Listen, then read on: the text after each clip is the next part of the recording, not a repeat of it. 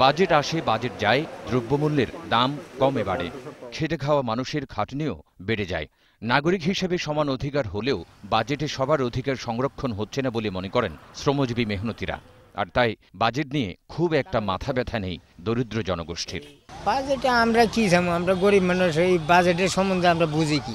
জিনিসপত্রের দাম একটু কমতির দিকে থাকলে ভালো। বাজেট তো মনে করেন যে নিজের 1500 টাকার দরকার আছে, 1500 টাকা তার হবে না।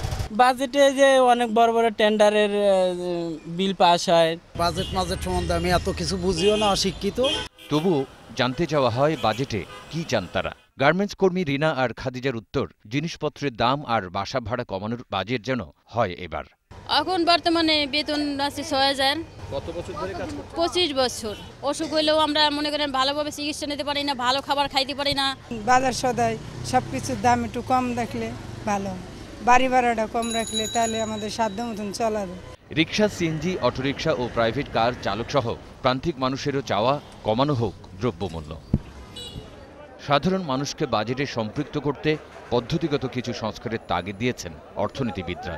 এসব মানুষের জন্য বরাদ্দ বাড়াতে উদ্বৃত্ত রাজস্ব প্রয়োজন বলেও মত তাদের। ন্যাশনাল যেই প্রকল্পগুলো সেগুলো বাজেটে 50% ফান্ড হয়তো নিয়ে নিল, 50% ব্লক অ্যালোকেশন চলে যাবে নির্বাচিত ইউনিয়ন পরিষদের কাছে, নির্বাচিত জেলা পরিষদের কাছে, নির্বাচিত উপজেলা পরিষদের কাছে। যে রুলস অব দ্য প্রসিডিউরে কয়েকটা ধারা একটু পরিবর্তন আনুন, এনে অন্তত মাননীয় সংসদ সদস্যদের বা স্ট্যান্ডিং কমিটিগুলোর ভূমিকাকে আরও শক্তিশালী করা।